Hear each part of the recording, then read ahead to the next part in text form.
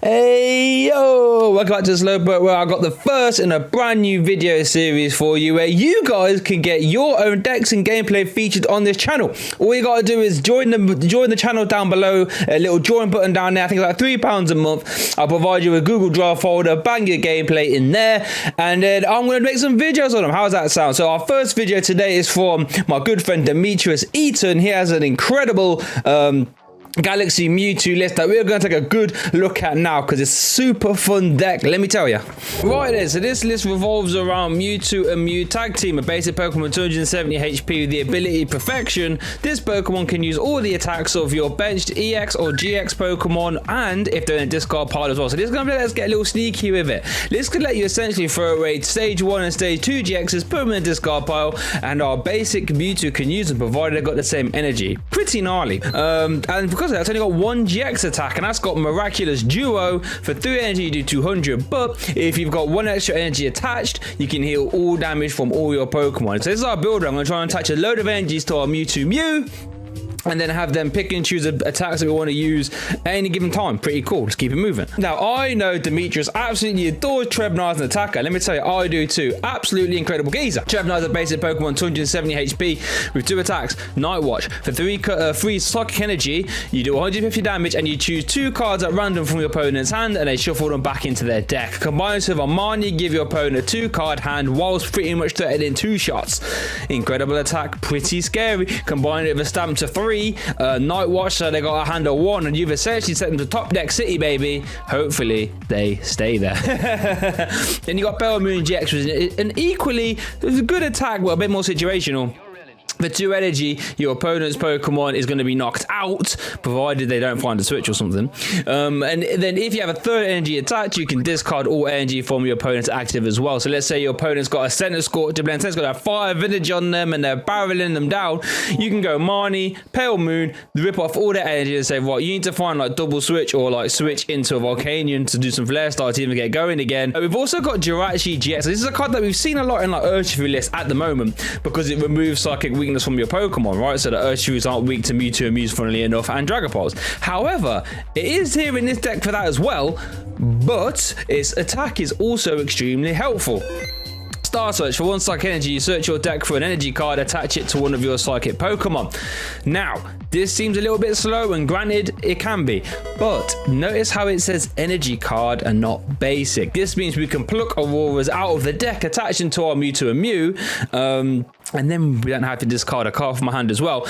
But this is the only acceleration we've got in this deck. And let me tell you, Mewtwo and Mew, if you can start attaching 2 energy a turn, it's kind of scary. It's also got Star Shield GX, so 3 psychics, you do 100 and prevent all effects of attacks, including damage done to this Pokemon. But when you play a toolbox deck like this, having an attack like this is never a bad thing. But Jirachi-GX, preventing weakness number 1, and accelerating energy number 2. Now I've also got Garchomp Giratina, basic Pokemon, 270 HP with 2 attacks. Linear attack. For 1 curse energy, you do 40 damage to one of your opponent's Pokemon. This actually could be kind of helpful, since VMAX's HP are getting so ridiculous. Being able to just bring them down a notch for 1 energy is pretty gnarly. But the second attack, Calamitous Slash, which does for 1 fighting, 1 psychic, 1 colorless, you do 160 damage plus 80 if the opponent has any damage counters on them. Ready to 240 for 3. If I haven't this card energy is actually pretty gnarly. We then got a Resh, as I'm sure we've all seen this before. For 1 fire, 1 color, you do 30 damage plus 10 for each damage counter on this Pokemon. Pretty nice attack to have, you know, because since we are playing big charms already, if your opponent gets a little bit too lax in leaving damage on, you can be like, pow, hit them back for 2 energy. It's pretty cool. And we've got Flare Strike for fire, colorless. You do 230 damage. And then we've got Gengar Mimikyu, one of the strongest attackers in the game, in my humble opinion, but it's extremely situational as well. For 2 psychic energies, you do Poltergeist. So your opponent reveals their hand, you do 50 for each trainer you find there. So if your opponent has 10 trainers in their hand for whatever reason, you do 500 damage. You can essentially almost knock out 2 VMAXs. But equally, if they have like 1 trainer in your hand, you've just done 2 for 50. And let me tell you, back in Haymaker days, 2 for 50 might have been absolutely mind-bogglingly broken, but right now 2 for 50 isn't that great. Horror House though. For one cycle energy, your opponent can't play any cards from their hand during their next turn. This is actually pretty cool. Again, really niche situational use, but if you do find yourself in that niche slash situation, Horror House is one of the best attacks in the game. Also, if you're dead drawer, just sling another energy on, and then you can make both players draw to have 8 cards in their hand. So if you're dead drawer, you get 8 cards in your hand, pretty gnarly, but you do also give your opponent 8 cards as well. But that's kind of cool because then they play into the Poltergeist. Vileplume-GX. Now I tell you, this card wouldn't be seeing any play if Mewtwo and Mew weren't in the format, but it gives us a pretty cool 2 energy attack with Massive Bloom. You do 180 minus 10 for each damage counter on this Pokemon. This is quite cool for a number of things. I can see this being used a lot to close games just because it's a 2 energy attack that deals with Crobat and Dedenne off the back of a boss's order. Is pretty nice. Whilst also 2-shot in VMAX get a nice big chunk again without having to discard energies. Then you can just like attach another one and then go into like a Calamity Slash or something like this. Vileplume-GX 2 energy attacker, pretty good. And we got Latios-GX riding off our attackers here. Basic Pokemon with 170 HP. Has an annoying ability, Power Bind. If you have 4 or fewer Pokemon in player's Pokemon can't attack. And you can see why they've done this, because if you look at the GX attack, Clear Vision, for 1 Psychic for the rest of the game, your opponent can't use GX attack. So I think they gave this Pokemon the ability so you can't just always bum rush this Latios out and stop your opponent using the GX attack, right? They messed up because you can just bench this Latios, or even better, chuck them in the discard pile. Mewtwo and Mew hasn't got that ability, so you can just Power Bind if, you know, 1 Pokemon in play. Pretty gnarly. Really helpful against stuff like ADP, and really helpful against Luke Metal as well. You know, Luke Metal is discarding so many energies can be quite intimidating for a deck like this. We've also got Tag Purge for 1 Psychic, 2 Curse to a Flower 120, and then you're immune to damage from Tag Team Pokemon. That could also be pretty helpful. That's all the attackers though. But let's get into the gameplay now though, baby. Jeez. Right, so we join us in this game now. I think Dimitri was actually playing in the Sunday Open. Shout out to the Sunday Open at this time. So let's see how he does. So it looks like he's leading Jirachi-GX. That's actually not a bad start. I mean, it's not the greatest because you have to attach energy to use Star Search, but at least you can actually attach an energy to a Mewtwo and Mew. So, you know, not bad, not bad. Looks like our opponent was playing Gengar Mimi. Now this is interesting because Gengar Mimikyu actually hits us for weakness, but we don't hit it for weakness because it's weak to dark and we're not. But we actually did leave Jirachi, which is kind of cool. But another wrinkle, a lot of Gengar Mimikyu decks do play Silent Lab to, you know, turn off the Dedenne outs as well. Now I'm not 100% sure if this one does. Hopefully we'll find out, but worth noting. So he attaches a Psychic and Pass. Got quite a few trainers in the hand there, you know. Potentially would have liked to see a Big Charm get attached, or maybe even a Tag Call, you know, to try and find Guzma Hala or something. But then equally we couldn't play the couldn't have played the Guzma Hala. We actually see a Crushing Hammer Heads that is pretty disgusting. Now that's one thing Galaxy Mewtwo I would say is kind of weak to. It is weak to energy removal. There we see the Horror House for 1 energy. We also play in this deck, so that means our friend Demetrius couldn't play any cards from their hand. Pretty scary. There's the power plant. So if we see a boss, oh my lord, we do. This is a madness.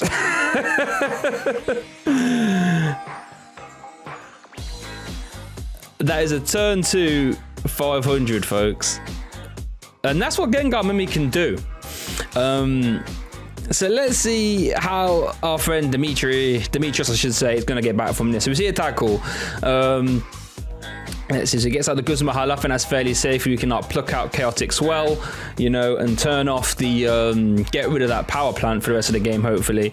We see a Mewtwo Mew. We have got some options here, you know. Gengar Mimi, yeah, as scary as it can be in a turn 2 scenario like this, it's also surprisingly easy to manipulate and, you know, limit your opponent's damage. You know, you could always Marnie yourself or like play all the cards from your hand. And funnily enough, because we have Guzma Hala in here, we can very easily start flinging trainers out of our hand at not too hard of a rate at that either. So we see the Guzma Hala. Now I'm trying to think, what would this get rid of here? All these cards are kind of hopeful. Probably just Pokemon, right? So Vileplume. Okay, Obstacute Vileplume. That's interesting. Gets rid of the Trevenant and the Latios. Latios is pretty... Actually, Latios is pretty bonkers in this matchup, right? Because Tag Purge... Maybe that, yeah, Tag Purge is kind of gnarly because Gengar Mimikyu can only use. Let's see, is that what that could be my game plan now, right? If I was Demetrius, this is what I'm trying to be building towards. Build towards the tag purge, because I don't think Gengar Mimi actually has a way around that outside of just hammers and hoping that, you know, the Mewtwo player can't keep tag purging every turn. But that's actually not a bad little turn from Demetrius Day. You know, only got 2 trainers in hand now. So the Gengar Mimi is capped at 100. We have got our Jirachi in play with a Chaotic Swell, so that shouldn't be going anywhere. And let's see what our opponent here will do. They bench a second Gengar Mimi. They take 2 Cynthia Caitlins off a Tag Call. That's interesting. What supports have they got in the bins? It just boss. Maybe they want to try and boss twice into that Jirachi, because whilst that Jirachi is around with a Swell, you know, our Mewtwo and Mew is effectively fine. Gengar Mimi probably doesn't want Marshadow to get rid of the Swell, because obviously Marshadow has an ability, and most Gengar Mimi decks are greens based. Really clever bench management as well here from Demetrius, because that unidentified fossil, if it evolves into an Omastar, will turn off all our items. Oh, here we go. So we see a Marnie into a surprise box. I mean, yeah, mine's surprise. Demetrius has 3 trainers in the hand, which again, it's not a 2-shot because we have that Big Charm attached, so it can be intimidating. But oh, there's a tool scrapper. Wow, this our opponent is finding all the crazy stuff here. But again, tag purge could be rather intimidating for the most part. Let's see, Stealthy Hood. So what I was saying about the Omastar, sorry. So yeah, that if I unidentified fossil evolves into Omastar, it turns off all Demetrius items. I can't use them, but that's only if Demetrius has more Pokemon in play. So by having a Jirachi and a Mewtwo in play, that Gengar the Omastar won't be turned on right now, even if it did come down. So the Marlana would have been really good if we started the Air Balloon attached, but unfortunately it came flying off. So let's see. We have Boss's orders out. We have Crobat and the what is that Pokemon? Gengar? No, not Gengar. What's it? Garchomp, Giratina, I should say. The raw energy is kind of clutch. That will allow us to get rid of trainers, but it opts to get rid of. Oh, Calamitous Slash is a KO. Wow, okay, I missed this. So Calamitous Slash is a KO, because that does 240 if they took damage, and they took damage because of the horror energy, right? So this is actually a really big swing turn here, because our opponent hasn't managed to attach energy to their Gengar last turn, so they haven't got a backup attacker now, right? So that means now Demetrius will have a free turn. There is no way our opponent can attack here. The worst case scenario from our opponent here is probably just like play some hammers or something crazy. There's a coach trainer draw 4. So even if the Omastar came down from our opponent, again, we have the same amount of Pokemon in play, so that doesn't activate either. That's the idea of this deck, right? You try and get Omastar out, you force your opponent to not play trainers, and then you can just, like, you know, Poltergeist. But Demetrius has navigated that really well. I didn't even spot that one. That's why Demetrius is an extremely good player, and I'm not. So let's see. I'd be intrigued to see if he does go down the tag purge route at some point, but that is a little bit slow. So I'm very intrigued to see what our opponent's going to do here, because they could be in Town. Like, you've got top deck Town if you've got no cards in your hand and you're top decking, you have to top deck something good that's top deck down. You've also got Town in a situation like this where you can see the problem, but there's nothing you can do. Have they missed energy again? Oh, wow. So Boss's orders is going to be super impactful here. Let's think, what attack would be most beneficial? Night Watch, funnily enough, could be quite beneficial. Night Watch does 2-shot Giratina, a Gengar Mimi. Trying to think what else we could do here. Looks like he's trying to think as well. Can't remember what's. Could even go for a Flare Strike 4 for 230. Though wouldn't mind that at all. We haven't GX'd yet. We could, funnily enough, maybe Poltergeist them back, because we know they haven't got energy in their hands, so they've probably got a whole ton of trainers. Like Gengar Omastar doesn't play that many Pokemon. It just plays like 4 tag teams, 2 fossils, which actually counts as a trainer, funnily enough, and then like 2 Omastar. So a Poltergeist could be rather impactful here. I'm assuming this is going to get rid of 2 Stealthy Hoods. Yeah. So we're healing off some damage there. That's rather impactful, going down to 50 damage taken. Now we can probably switch and start attacking again. Let's see what we attack with here. Now, you do take a prize off an unidentified force if you KO it, right? I think you do, but this obviously prize doesn't really matter. because we have to knock out 2 Gengars to win the game anyway. So we attach the 4th. Do we attach the 4th? Yeah, it looks like we're attaching the 4th energy. That probably discards Tag Switch. Gets rid of Boss. Now that's interesting. Now let's see what attack we're going to go for here. I assume Night Watch. Tag Purge is actually rather impactful, but again, we know that our opponent's not going to attack, so Tag Purge probably isn't the greatest. I think Night Watch is the correct answer. Bing-ding-ding-ding, we got a winner! 150 team, get rid of a Malana and a Surprise Box. Surprise Box is interesting. In case you know what Surprise Box does, it is a trainer card that you can get an item card. Well, you can get, yeah, is it an item? Yeah, you can get an item from your opponent's discard pile, put it back into the hand. You can see why this is good in a deck like Gengar Amistar, because they can just, you know, go green, surprise box, has another 100 damage out of nowhere that you wasn't really planning for. But in all honesty, I don't see how our opponent gets out of this. This is a bit diabolical. You know, I can't think of a way how our friend Demetrius can lose this. Because they're stuck in Top Deck City. Got the soundboard down here, trying to remember what else we got down here. No, we'll save that. So our opponent attaches Psychic. They've got nothing to retreat into. They Tag Call. I think they've already played the Cynthia Caitlyn, so this probably finds another attacker. Yeah, and then Malolana. Because as it stands now, I don't think Mewtwo and Mew actually has a way to OHKO this Gengar. I don't think it can hit 240 because it doesn't play stuff. Trying to think what stuff could actually OHKO that a deck like this would play. I can't think, but you know, I think like a Lava Flow from Macargo Jets, we can just be like, nuke. That's not something this deck plays. But this is an incredible board. Like, look at this, 3 Auroras set up, and you know, when you play stuff like Guzma, Hala, and Star Search, it's not too hard to see, you know, a board like this.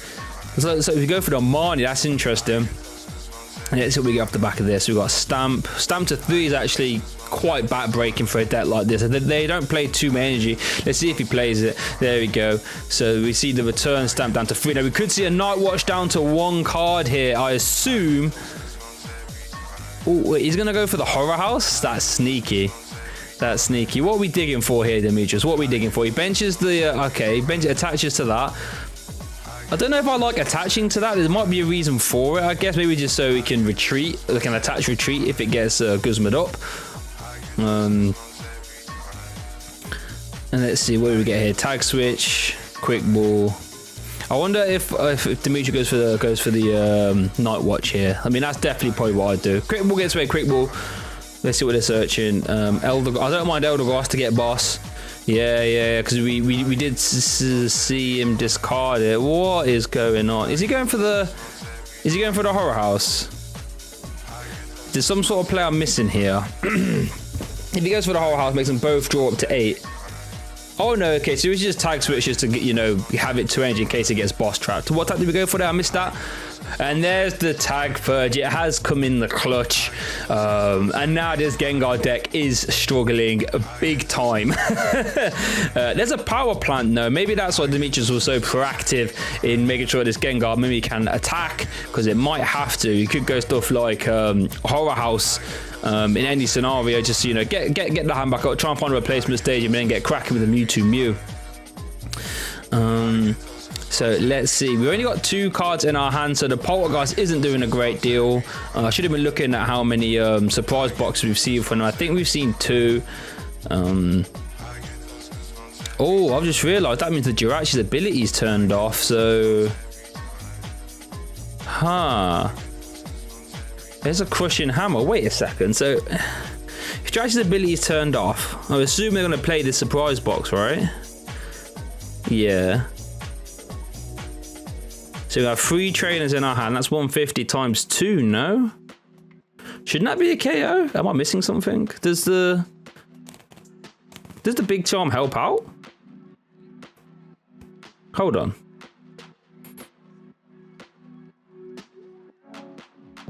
What just happened? What? Wait a minute. Hold on. That should have been a KO? Poltergeist, reveal your hand as 50 for each trainer. What's happened there then? What's happened there then? Have I missed something? Hold on.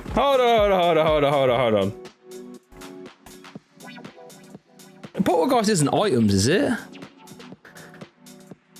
I'm confused. I'm very confused. Okay, so we got the win with that attack, and it's what it was anyway. But I'm confused. Hold on a sec. Right, so I'm dumb. I completely forgot Demetrius used Tag Purge. Okay, so that makes a whole lot of sense. That Gengar with me had no way of getting out of that, right? It's so strange. Like when you're not playing the game, you forget about these things. But let's keep moving to game 2. Okay, so we joined Demetrius here, and I think he was playing in the Sunday Open at this moment in time. So I haven't got a clue what you're playing against. It's going to be quite interesting. So we see a Mully and we lead Jirachi-GX with an Air Balloon. That's actually not too bad, because then we can attach Air Balloon to active Jirachi, attach Hala Energy to a Mewtwo Mew, Star Search, and then we have a Mewtwo Mew 2 energies attached in one turn. Pretty cool.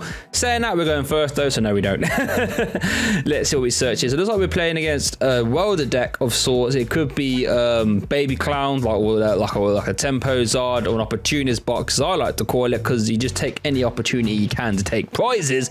Don't know why that name didn't stick on. Cressephron's a stupid name. So probably get some sort of wild deck. Don't worry, a bit off topic there. Could be Victini, but Victini probably opts to go first, so it's probably not that. So it could be a Center Squash. Let me get my mouse cursor off the way. Lol, that's on the recording. So we do get the Horror Energy attached to our Mewtwo Mew, and we pass it over.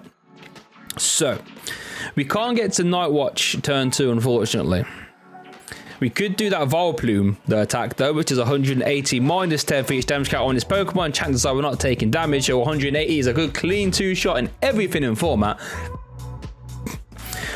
We see a boss into, wow, that's a strong play. So we saw the boss's orders into the Mewtwo Mew, into the Giratina, which is got special energies from your opponent's active. So that seems like a pretty strong intimidating turn, don't get me wrong, but if boss's orders is your supporter turn 1, just to remove one energy, that might hinder your own setup. Now, saying that, if this is like a Center Scorch deck, all they have to do is just find, you know, Center Scorch plus Volcanion, and they'll have 3 energies attached to the Flare starter, so it's not really the end of the world, provided they can get into that. If they can't though, that means they can't welder this turn as well, and they are twiddling their thumbs a little bit, not gonna lie. Now we think we've seen 2 scoop up nets from our opponent as well, so that means that hopefully that Giratina is going to stick around and we don't see any repeats of that. I know we've seen 1 scoop up net. I apologize. So, Stealthy actually does find themselves a Pokemon communication, so we'd like to assume that they're probably going to find either a Volk or a Center Scorch of this, ideally both for them, but let's see if they've got it.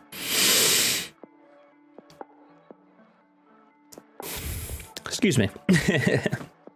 So, we see them take the Dedenne, which probably means their hand is trash. Let's see what it was. So, 2 energy, a stamp, and a fire crystal, so they weren't getting no Volks or Centis down with that hand.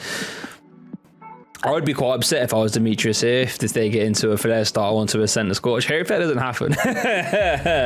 You know, if they remove an energy, you know, and play a boss, remove energy from us, and then they get Flare Starter onto a Centi, I would be sad. Or whatever they're playing, could be a Charizard VMAX for all we know.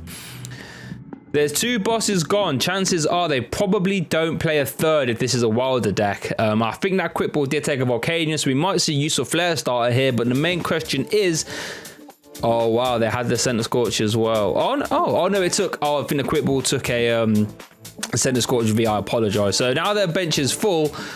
Well, no, I guess I can still scoop up net and get into a Flare Star, but we see a manual attachment to the bench, and then we pass it over. So I'll leave that up to you guys if you think that was worth the boss into the Giratina play at a potentially scuppered star. I mean, chances of that hand weren't very great anyway, so we see the Aurora Energy that probably discards Vileplume, because that has absolutely no use to us whatsoever. Debate whether to play the Marnie or the Research. I probably play Research because they really didn't do a great deal, and they've got double Jirachi set up anyway. So let's see what we get. We probably just Star Search in this scenario, right, and pluck out a Horror. And we pluck out a horror. Again, not the most craziest of starts for us either, but you know, if our opponent misses a welder here, then they are really stuck doing nothing. We don't really want to see them use Radiating Heat either, because we don't want to see our energy discarded either. Excuse me. So let's see. There's a welder though. There is the welder. Only for one. Only for one. Could be important that. Could be important. I think we've already seen Stellar Wish from as well. But there's a scoop up net.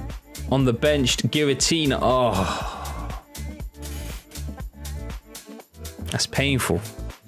It's painful. We're going to imagine if we did it again, going to 2 energies with 2 nets. Yikes. Now, do we see the Radiating Heat or do we see a Center Scorch here? A Center Scorch VMAX. Radiating Heat would be back breaking. I'm not actually sure if you could come back from that as a Mewtwo player, to be honest with you. Could that actually be a way for this deck to win? Center Scorch to beat Galaxy Mewtwo, just keep Radiating Heat every turn in combination with Scoop Up Nets and Giratinas? It could be. Could be. But we see a crit ball, so it looks like our opponent might be starting to try and dig a little bit, or there could be deck thinning. Let's see what they get. They get a Dennis, so they are digging. So they probably want to go for the Center Scorch VMAX here. So it looks like we're not going to see any absolutely diabolical energy being removed. Oh, we do! Oh! Oh! So I'm trying to figure out how you get back from this. Like, get Jirachi into the active and Star Search that way, because we can't just keep letting them Radiating Heat. Let's see what happens here, because this could get problematic. We see a quick ball. I was going to say Gengar Mimikyu could be quite helpful in this scenario, stopping our opponent playing card. We see the Gengar Mimikyu get yeeted into the Marnie. We're going to see like Marnie Nightwatch. I mean, not Nightwatch, Horror House, but then they probably just Radiating Heat again in that scenario. So let's see what happens. We see the Star Search. Oh, okay, now he gets the basic. Okay, well then they can just Radiating Heat the Aurora again. This is really, this is tough. This is pretty tough. I'm intrigued to see how Demetrius, you know, I mean, he submitted this game, so I'm guessing that it's either going to be a close game or he wins. Either way, I struggle to see how that happens. So they switch into the Jirachi. That's actually really interesting that they chose to do that, because they've seen a fair few switching cards. If I'm not mistaken, 3 nets and 3 switches. They might not be able to get this Jirachi back out of the active again.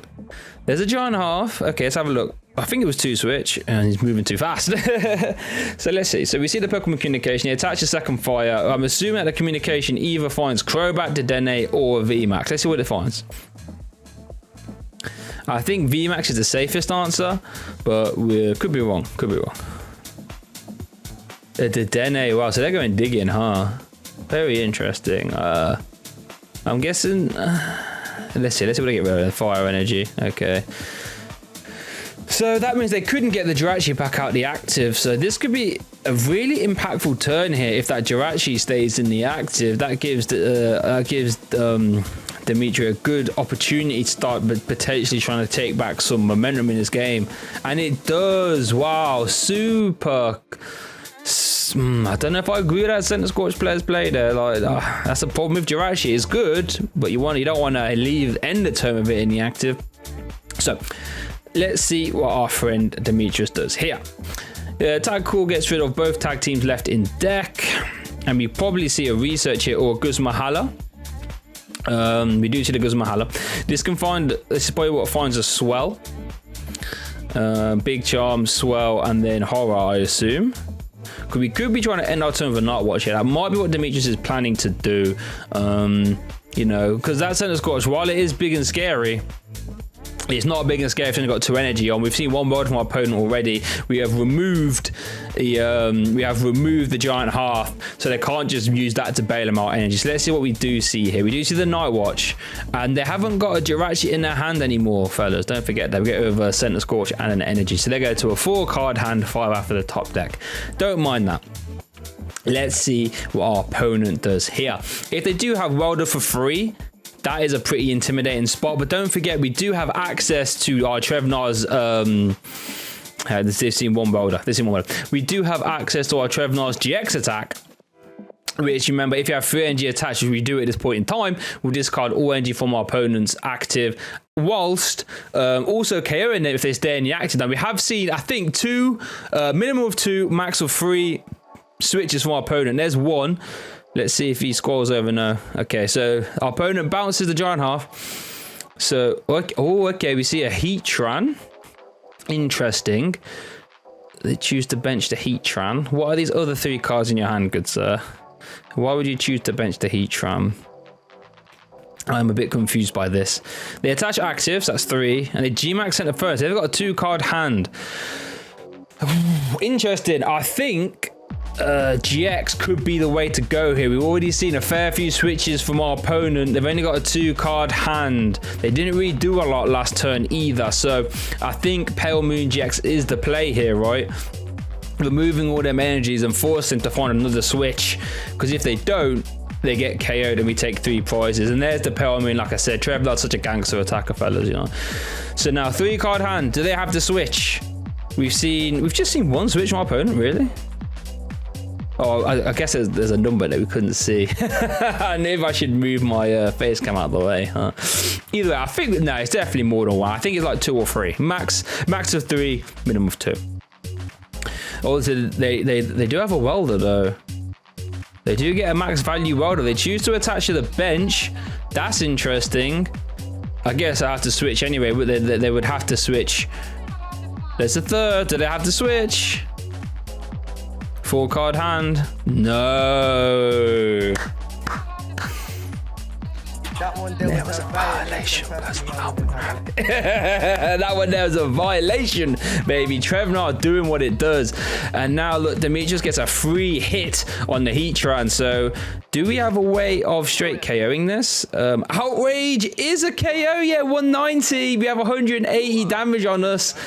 Wow, you'd have to wonder why our opponent would send up okay, so there's some Galaxy Mewtwo from a friend of the channel, Demetrius Eaton. Now, remember, if you want to get your gameplay and deck showcased on this channel, all you got to do is hit that little join button down there, okay? I'll provide you with a Google Drive folder. You can put your gameplay in there, and I'll take care of the rest. But everyone else, I hope you really enjoyed that Galaxy Mewtwo. That is such a hard deck and a fun deck to watch, hard deck to play, and I don't think I can play it very well, so I'll let you guys do it instead. If you're after more battle styles, gameplay, deck coverage, comedic skits, all that good stuff, make sure you smash that subscribe button for me, okay?